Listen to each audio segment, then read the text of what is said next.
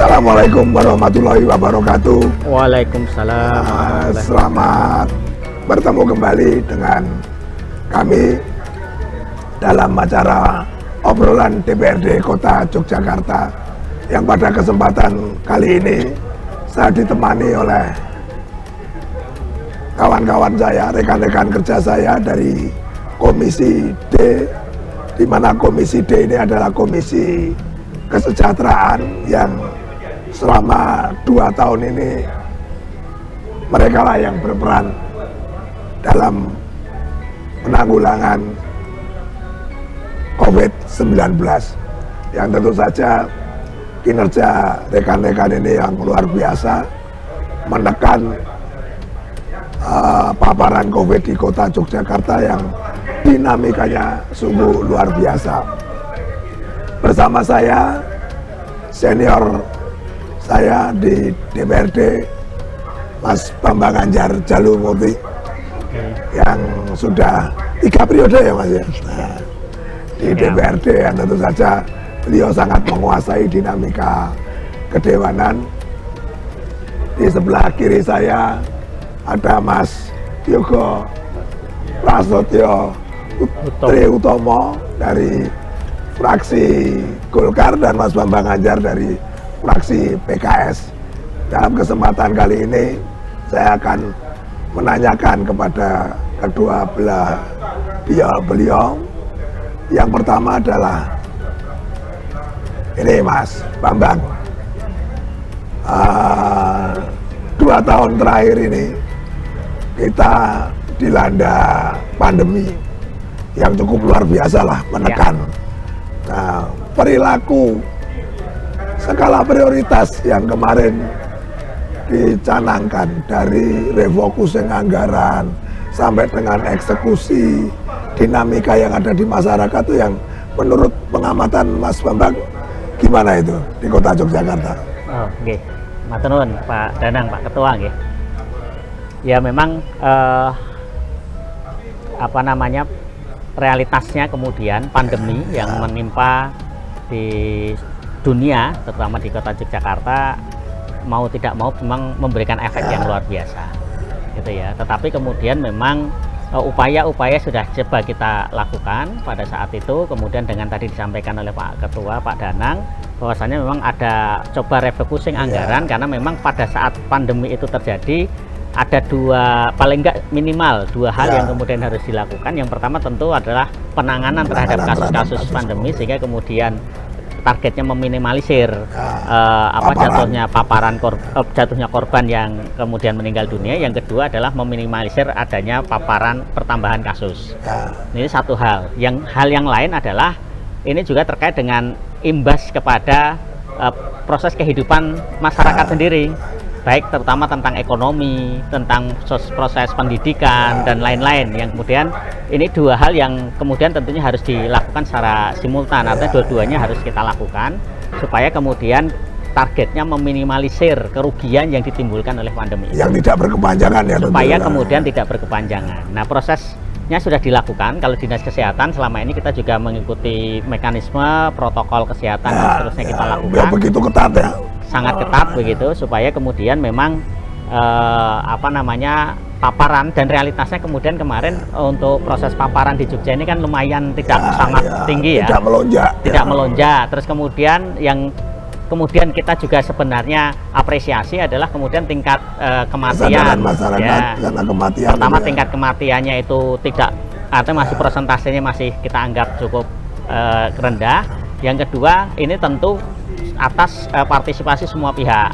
Salah satunya kemudian ternyata di kota kesadaran masyarakat lebih mudah kita bangun, mungkin karena intelektualitasnya, pemahaman, dan mereka juga terbuka dengan informasi publik, sehingga kemudian mereka lebih punya kesadaran. Meskipun memang yang jadi PR kemudian banyak berita-berita hoax dan seterusnya, ini yang kadang-kala di lapangan jadi masalah juga. Tapi kemudian ya karena tadi kita bersinergi semua pihak, Dinas Kesehatan, BPBD, masyarakat dari RT, RW, kampung, semuanya bersinergi, sehingga yang terjadi kemudian keterbatasan anggaran yang kita miliki itu mampu kita optimalkan ya dengan untuk semua penanggulangan yang ada. Itu pertama.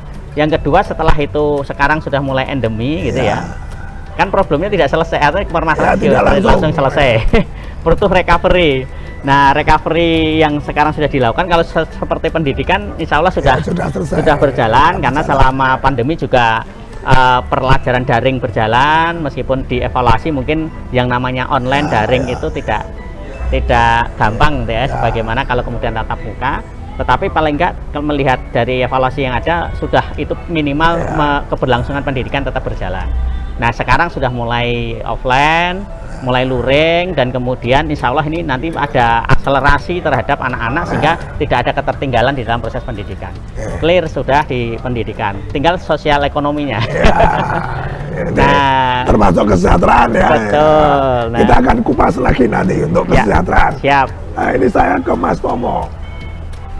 Mas Tomo ini saya lihat, saya ikuti statusnya pada waktu pandemi aktif sekali di TRC. Nah, timku TKC, tim kubur cepat. Nah, ini ada kesulitan nggak sih, Mas, untuk menyadarkan kawan-kawan untuk menyadari bahwa ini butuh campur tangan masyarakat untuk segera melakukan action untuk TKC itu, tim kubur cepat itu. Gimana? Terima kasih Pak Ketua. Saya kan waktu TKC itu dari peran pemerintah juga sangat saya sangat support juga ya, kaitannya ada tim cepat itu dari ada juga pelajaran dari pemerintah juga. Terus dari peran dari masyarakat, dari masing-masing wilayah itu kan dibentuk TKC itu kan, dari partisipasi itu ternyata sangat responnya cepat ya. Membantu kaitannya karena ya kaitannya dengan informasi seperti COVID ini ya, kemarin kan ya membuat rasa takut COVID. Tapi kan orang mau melaksanakan kaitan seperti pemakaman atau apa itu kan takut. Jadi kan dari apa yang dengan APD juga dengan kelengkapan apa yang ada di TKC itu, jadi mereka melaksanakan itu tugas itu dengan kesadaran bersama seperti sosial di kemasyarakatan itu. Terus mereka tidak kenal waktu ya, seperti malam hari juga itu jam berapapun pokoknya jalan ya loh. Jadi itu kan ya sangat-sangat dari respon di masyarakat pun juga sangat-sangat membangun kaitannya dengan adanya kesadaran COVID ini. Ya, oke.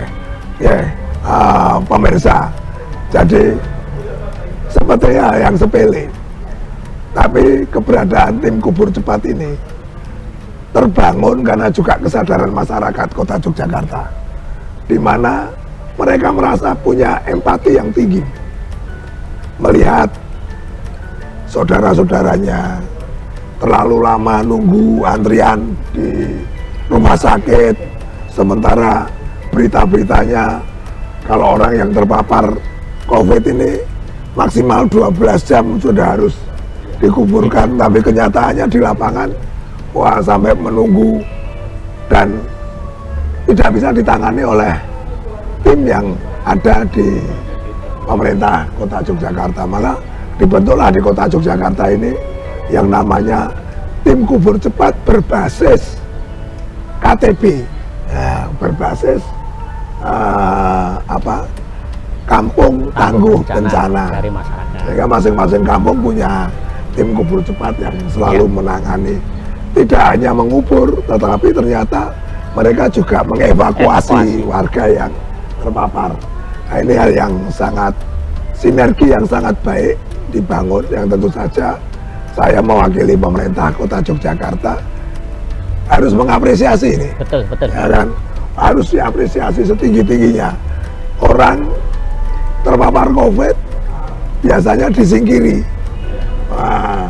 Gara-gara TKC ini justru masyarakat yang tergabung di dalam TKC mendekati orang yang jelas-jelas sudah terpapar COVID-19. Nah, di segmen pertama tadi sudah kita kupas hal-hal yang menyangkut bagaimana sih situasi pandemi.